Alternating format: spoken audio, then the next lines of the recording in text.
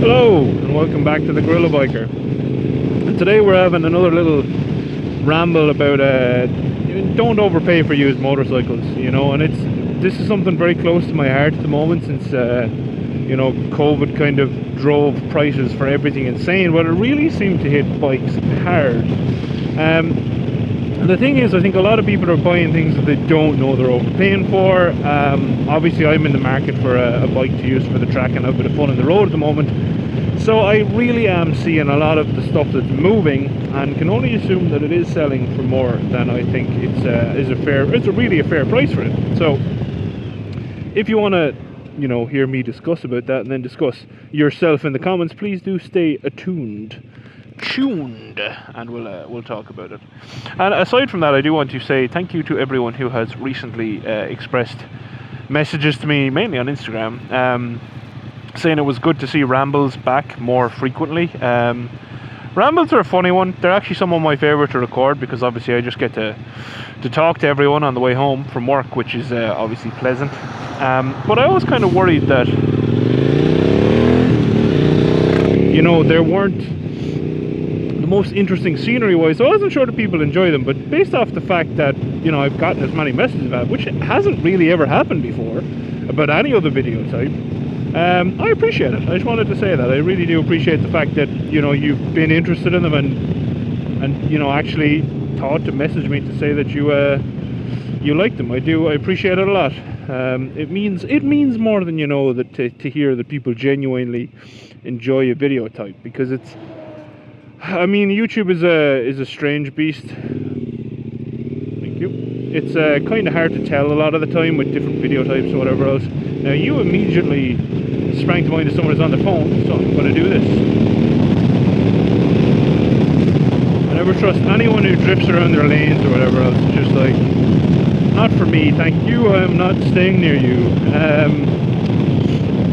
But back to the topic at hand. So, like I already explained where this is coming from, so we'll jump straight into the meat of the discussion. You know, I've messaged a couple of people recently on several different types of bikes, most recently being a 2006 Honda CB600F, or over here known as the Hornet 919, I think it is, because of its engine displacement, right? But what it is, it's a UJM Honda, which is Universal Japanese Motorcycle, so very standard appearance, you know, single round headlight, metal tank between your knees, relatively bench seat, just a standard bike appearance, but oh, that's very pretty. I like that band. But altogether, a very functional, usable bike for just about everything, which is why I kind of approached it. You know, because for me it could have been a fun road bike, something I could beat around a little bit more than I like to do with this one, and also something I could use on the track, whereas it would, oh, what the hell is this?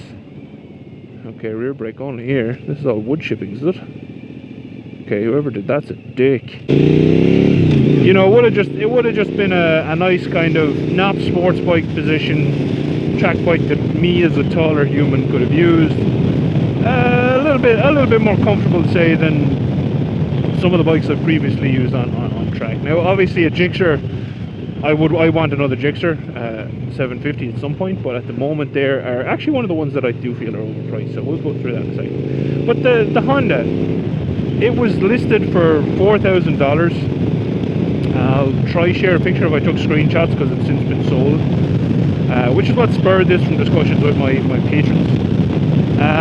And basically that bike new cost like $8,500, right? That was its list price. They only came as a base model essentially. There was no add-ons to be had at that time, so the base model was the bike that you got. Right? So $8,500, and this was a 2006, so 17 years old, approaching 20 years old, 22,000 miles, listed for $4,000. It also had a dent in the tank.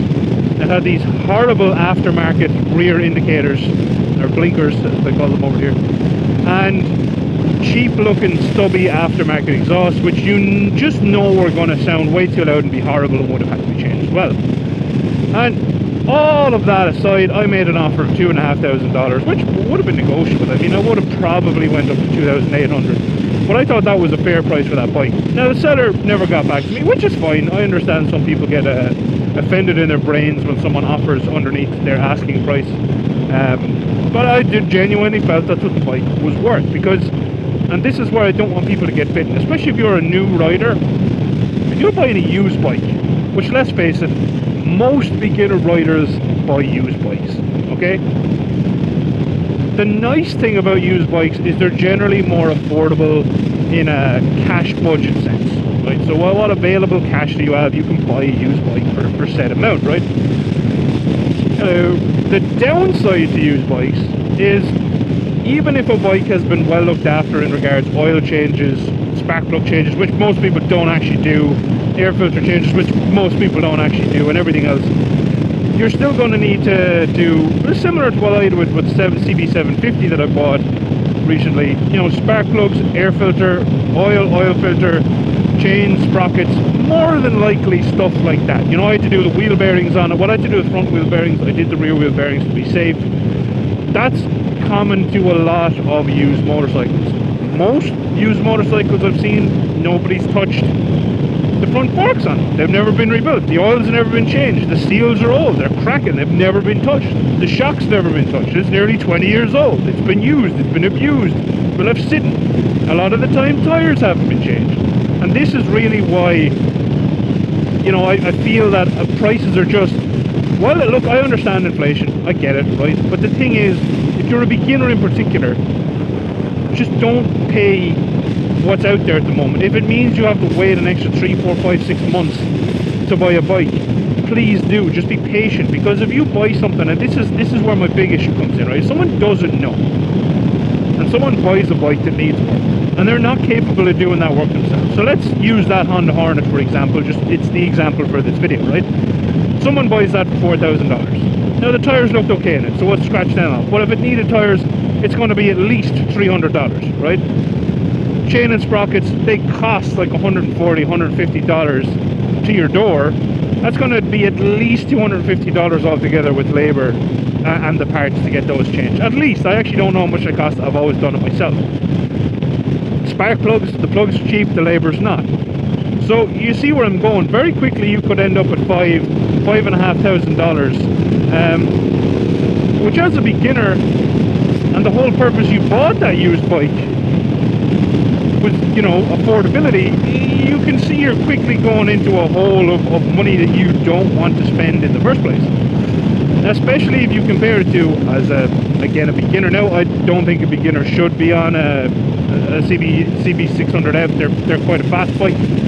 But just as a comparison, a beginner could go and buy a CRF 300L for not far off $5,500. And that's really where I start to get upset with the used market, because if you're someone who sees the inflated prices right now and sell your bike for an inflated price and then go buy another bike for an inflated price, you haven't lost anything, right? So I don't feel bad for you, because, you know, you sold it at an inflated rate, you bought it at an inflated rate, you haven't gained anything, but you haven't lost anything. It's people like beginners, or like me, who are getting into this market for the first time. We're getting hit the hardest. But the thing is, I'm old, you know, I'm like nearly 31. I can afford to take the hit to get on bikes because I want to. But I do worry that what will happen is a beginner will buy a motorcycle for X amount of money. They'll end up having to throw money at it because it'll break down, or it'll have problem after problem after problem after problem, because it's nearly 20 years old and a lot of the servicing has been skipped, which is just, it's just, from my experience, it's happened everywhere. It happened with pretty much every bike I bought, and I bought bikes from Ireland, Germany, and now the USA. This is the first bike that was fully up to date on all its servicing. The bike is perfect. Shout out to Pirate Ship Power Sports in Wilmington. Honestly, they handed this thing over to me in perfect condition. I've put over 2,200 miles on it now. I think I put 80 miles on it a day in and out to work, and the thing is just has not missed a beat. It's been flawless. But that comes with buying a bike that's 2015 with low mileage, right?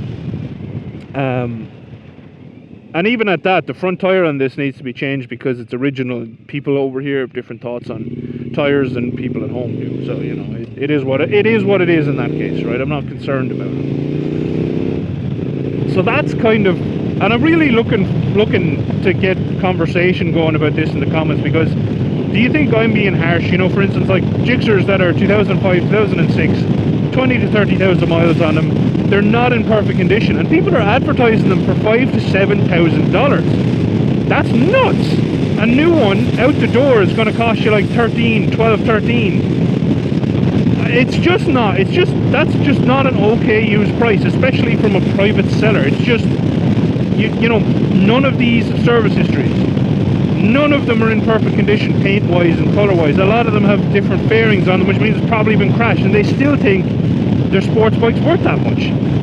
I mean, if I really wanted a Gixxer, honestly, right now, I would go in, put a big down payment on a new one and just buy a new one if I wasn't patient. But I also have the ability, because like I said, I've been stung enough times to know that I'm better off waiting for the right bike to pop up. And I just don't think a lot of younger bikers, and I didn't when I was younger, I would 100% admit, you know, I would have went out and just thrown money at something because I was like, I need a bike today. I mean, I still do that now, but like I said, I wouldn't be burned. And I also know how to fix bikes. I can fix most of the stuff on my own bikes, which is why I'm more comfortable buying used bikes. But pretty much that's just my warning for beginner motorcyclists, is just be careful. You know, if you're looking on Facebook Marketplace or Craigslist, a bike being up to date on servicing, having its oil and oil filter changed, does not mean that bike is up to date on its servicing. You have bearings, swing arm bearings, headstock bearings, you have your fork oil, you have your fork seals, you have your shock, your wheel bearings, you have your chain, you have your sprockets. There's just so, air filter, oil, spark plugs, there's so many things that get overlooked in general maintenance. Tires, brake pads, brake calipers, brake caliper seals, all of this stuff, they're all consumable items, you know what I mean? They all go bad with age. I just don't want to see people be turned off bikes because they get stung really bad from buying a used bike. And I'm not even saying that people are being vindictive about selling these bikes, absolutely not. It's just they look at it and they say, well, XYZ is selling for that money, so I think I deserve this much. And over here there is a great resource, JD Power Sports, whatever, JD Power. You can look up the average price of used bikes there, what they should be at. And for instance, a 2006 CB600F, on there its average retail price was $2,100 for a good used example. This one being a not stock, not clean used example. It was cleanish, but with the dent of the tank and stuff, it's just, that's not a clean bike. So that's a big thing for me, you know, that's a big thing for me, that I just don't feel people are being given a fair price on a lot of bikes online. And that's why I haven't bought something for the track, that's why I haven't bought a fun bike. That's why I have this beauty. And just to put this out there, this bike, in comparison, it was a 2015 with 11,000 miles, it was $8,000. That was the not out the door price, but you know, that's what it was, around $8,000. Or maybe 8.5, something like that. That's 2015, 11,000 miles, cost much more new, and it still had depreciated like 40%, I think, roughly 35-40%. And it was only like, what, 6 years old, 7 years old when I bought it. You're looking at 17 years old and it only depreciated 50%. Which, I mean, looks great for if you're buying a bike, but in reality, that really is not the true value of the bike, in my opinion, because of the cost you have to put into getting it up to a specification that's going to keep you safe on a daily basis on the road. And unfortunately, the longer we buy these used bikes at an inflated price, the longer this is going to continue. So do search around, look for a good deal. I got a good deal on the CB750. I knew it was going to need some work. I think I paid $2,500 for it. Bikes don't really go much lower than that if they're in decent condition. $2,500 is kind of like the basement price, as low as they should go. So that's kind of my opinion on that. You know, it's just that's as low as I feel a lot of bikes do go. You know, if they're in worse shape, if they've dents in their tanks, $2,000, $1,500, $1,800, stuff like that. It's the same everywhere, because parts and labor are pretty much the same globally now. You know, there's no super cheap area for parts and labor anymore. And also with that, you know, if you're giving a bike into someone and they're a qualified mechanic, please don't be the person that says they're ripping you off because they're charging X amount. Think about how long it'll take you to do. think about the fact they're a qualified mechanic and they're signing you off to go out on the road and be safe afterwards. You know, they pay for their overheads, their bike lifts, their tools. We need mechanics, obviously. I know I don't use them very often, but good mechanics are very important. And you know, if you're still in Ireland, shout out to Freeman's. I know all the guys in there, they're all good people. Freeman Motorcycles in Clonmel, you know, so people like them, we need them. Very important to the motorcycle ecosystem. Yeah. But other than that, please do leave comments what you thought about the conversation. Do you think I'm being harsh? I just think the market at the moment is very inflated, particularly for stuff that's older than 10 years old. There's just a lot of work that's going to need to be done on them to get them up to a, you know, properly good spec. So just don't be someone that gets burned. Particularly if you're a beginner, be super careful about what you agree to pay. Oh yeah. Oh yeah. What you agree to pay for a used bike, especially if you're not comfortable doing a lot of maintenance work yourself. You know, big ticket items like chain sprockets, stuff like that, they will hurt you if you need to get them done pretty quickly. And also don't ignore them because that's unsafe. So don't do that, please. Be safe on your motorcycle. Keep it up. Good maintenance is very important. And yeah, thank you for watching. If you made it this far, I do appreciate everyone who actually watches the totality of my videos. It means a lot to me. A special thank you as always to all of my patrons. Again, as always, your support means a lot also. It's pretty amazing to have as many people kind of support the channel in that way as there are. It touches a nerve in my heart. And yeah, until next time, thank you again for watching. Adios. Outro crew.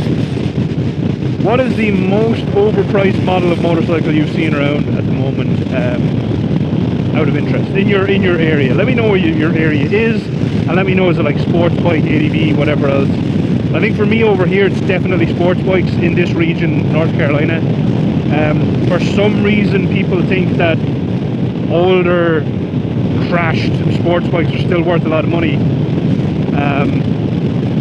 Yeah, I don't get it. I do understand that some people have bikes up with like a extended swing arms on, which for me doesn't add any value. It takes away value because I'd have to put a proper swing arm on it for using the bike normally on road racing circuits, as they call them over here, normal tracks. But I do understand if someone's out looking for a drag bike, then that does add value. But yeah, let me know, what's the most overpriced bike you yourself have seen? I'm interested. Bye, Outro crew.